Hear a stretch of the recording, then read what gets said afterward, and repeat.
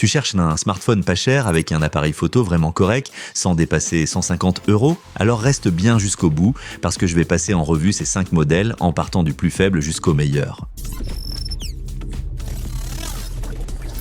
À la 5e place, on retrouve ce modèle de Motorola. Ce n'est pas un mauvais téléphone, mais face aux autres appareils de cette liste, on comprend vite que c'est surtout une solution de base fiable plutôt qu'un vrai bon plan pour la photo. Au quotidien, l'appareil photo principal prend des clichés corrects quand la lumière est bonne, les couleurs sont généralement satisfaisantes, les détails restent acceptables pour cette gamme de prix et la 5G, le NFC ainsi que l'autonomie sont de vrais points forts. L'utilisation simple est aussi agréable, surtout pour les personnes qui ne veulent pas d'un système trop chargé. Dès que la lumière baisse, en revanche, l'appareil montre clairement ses limites. L'écran n'est qu'en HD, le capteur secondaire apporte très peu en pratique et dans l'ensemble, la qualité d'image paraît moins propre que sur les modèles mieux classés.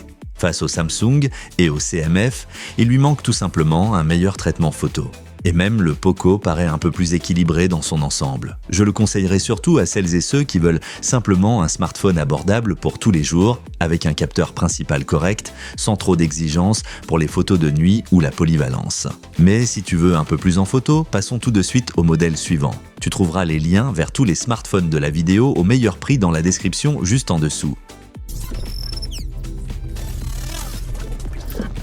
À la 4e place, on a le Redmi. Par rapport au Motorola, il paraît déjà plus moderne, surtout parce qu'il propose la 5G. Beaucoup de stockage et une très grosse batterie dans un ensemble vraiment abordable. Pour les photos de jour, l'appareil photo principal fait clairement le travail. Les clichés rapides en extérieur sont corrects et pour les réseaux sociaux ou les photos de vacances prises sur le vif, cela suffira largement à beaucoup de monde. En plus, le grand espace de stockage est pratique si tu veux garder beaucoup de photos et de vidéos directement sur le téléphone. Cela dit, ce smartphone n'est pas non plus une révélation en photo, l'écran reste en HD, la qualité baisse sensiblement quand la lumière manque et dans l'ensemble, il manque la régularité qu'on retrouve sur les meilleurs modèles de cette sélection. Par rapport au Poco, il ne paraît pas franchement supérieur en photo, même si la 5G et la grosse batterie restent de vrais arguments. Ce modèle convient bien si tu veux surtout beaucoup de stockage, une grosse autonomie et une connectivité moderne avec une partie photo solide sans être exceptionnelle. Et avant de passer au suivant, n'hésite pas à laisser un like et à t'abonner à la chaîne si ce genre de comparatifs honnêtes t'aide vraiment.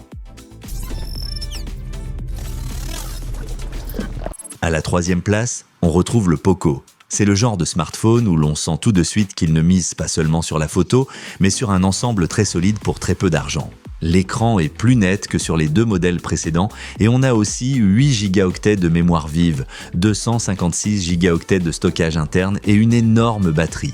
L'appareil photo principal donne des résultats corrects quand la lumière est bonne et au quotidien, l'ensemble est très agréable à utiliser parce que beaucoup de choses sont bien pensées en même temps. Pour les personnes qui utilisent beaucoup leur téléphone, c'est un vrai point fort. Alors pourquoi seulement la 3e place ? C'est simple. Pour la photo, il y a de meilleures options. Il n'y a pas de 5G, le système photo n'est pas très polyvalent et dans les conditions de lumière difficiles, il ne rivalise pas avec les modèles les plus solides de cette sélection. C'est davantage un bon polyvalent avec une caméra correcte qu'un vrai favori pour la photo.